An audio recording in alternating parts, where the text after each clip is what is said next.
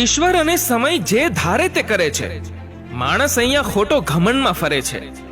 સળિયા નથી છતાંય વિશ્વ આખું જેલ છે. જેલરના ઠેકાણા નથી, માણસ જાતે જ કેદ છે. સીતા માતાએ લક્ષ્મણ રેખા ઓળંગી તો રાવણ ઉપાડી ગયો. સાહેબ, તમે ઘરની બહાર પગ મૂકશો તો આ કોરોના ઉપાડી જશે. જ્યારે શત્રુ અદ્રશ્ય હોય ત્યારે સંતાઈ જવામાં જ મજા છે. કુદરતનો કહેર પણ જરૂરી હતો સાહેબ, કારણ કે દરેક વ્યક્તિ પોતાને ભગવાન સમજવા લાગ્યો છે. અમારી પાસે ચાઇના જેવો પાવર નથી, અમારી પાસે ઇટલી જેવી મેડિકલ નથી, અમારી પાસે અમેરિકા જેવી શક્તિ નથી, પણ કોઈની પાસે અમારા જેવા પ્રધાનમંત્રી પણ નથી. એક વાત યાદ રાખજો મિત્રો, રહીશું આપણે દેશની હારે તો આપણો દેશ ક્યારેય નહીં હારે. સર્જનશીલ ના થવાય તો કંઈ નહીં, પણ આ પરિસ્થિતિમાં સહનશીલ જરૂર થાજો. ઇતિહાસ યાદ રાખશે આ દિવસને સાહેબ, કે જ્યારે આખું સંસાર ડગમગતું હતું ત્યારે મારું હિન્દુસ્તાન ઝગમગતું હતું. લોકો કહેતા હતા કે 4 રસ્તા પર પોલીસ કમાણી માટે ઊભી છે. અત્યારે બધા જ 4 રસ્તા વેરાન પડ્યા છે અને પોલીસ આજે પણ ત્યાં જ ઊભી છે. લોકડાઉનથી એક વાત તો શીખવા મળી કે જીવન જરૂરિયાતના ખર્ચા તો ખૂબ ઓછા છે. ખર્ચાઓ તો ફક્ત ઊંચી લાઈફસ્ટાઈલ અને દેખાડો કરવા માટે જ થાય છે.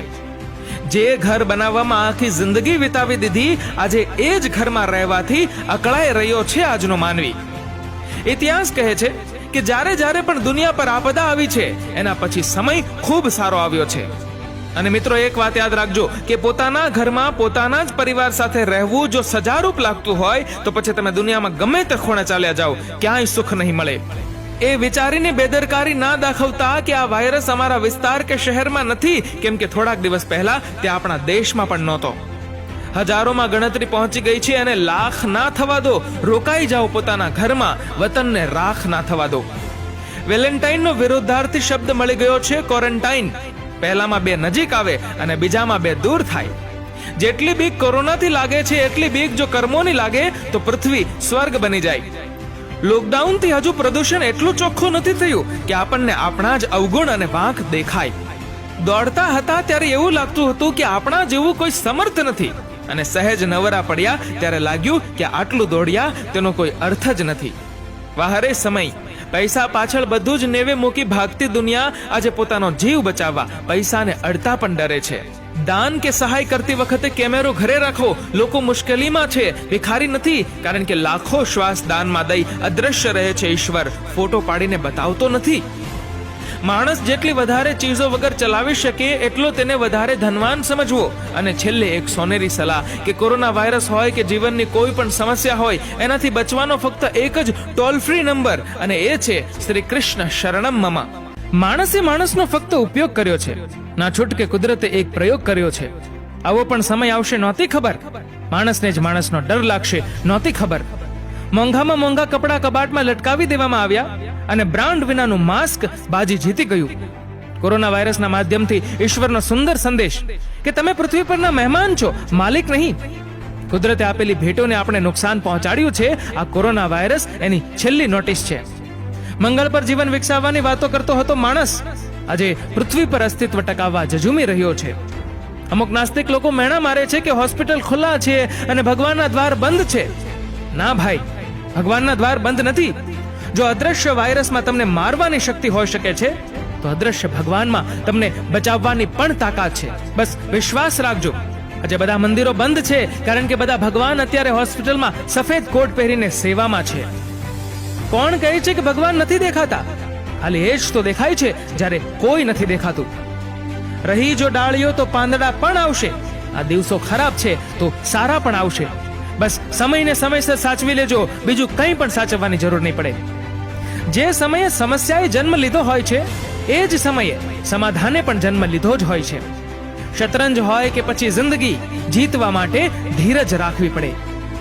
જીવનમાં કપરો સમય તો આવે જ છે, તે તમારા પર આધારિત છે કે તમે તેને કેવી રીતે લો છો.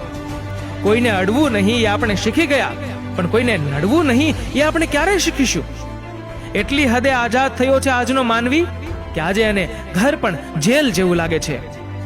જીભને સેનેટાઈઝ કરીને ક્વોરન્ટાઇન કરી દો. સંબંધોમાં પ્રસરતો કોરોના વાયરસ અટકી જશે.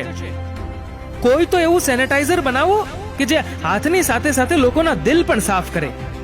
સમય સમયની વાત છે સાહેબ. પહેલા કહેતા હતા કે નેગેટિવ લોકોથી દૂર રહેવું, અને હવે કહે છે કે પોઝિટિવ લોકોથી દૂર રહેવું. કોરોનાએ લોકોને સમજાવ્યું કે આપણો દેશ અને આપણા ઘર જેવી સુરક્ષિત જગ્યા બીજે ક્યાંય નથી.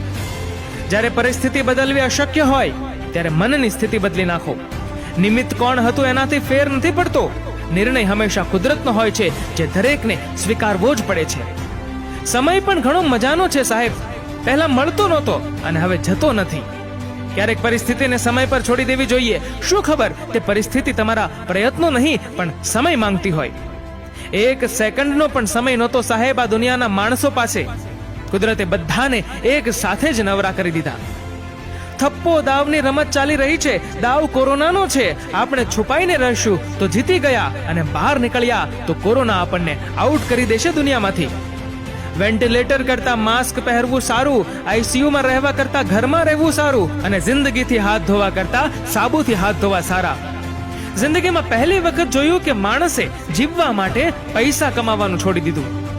સમયની વાત છે સાહેબ. ક્યારેક ઘરે પડ્યા રહેવા વાળાને નકામા કહેવામાં આવતા અને આજે ઘરે પડ્યા રહેવા વાળાને સમજદાર કહેવામાં આવે છે. મિત્રો, મારો આ વિડીયો પણ સેનેટાઈઝ કરેલો છે, તો વિના સંકોચે લાઈક અને કોમેન્ટ કરતા જાઓ. અને આ વિડીયો ગમ્યો હોય તો શેર જરૂર કરજો. અને આવા જ પ્રેરણાદાયી વિડીયો જોવા માટે સબસ્ક્રાઇબ કરો અમારી યુટ્યુબ ચેનલને અને ફેસબુક પર ફોલો કરો અમારા પેજને. ધન્યવાદ.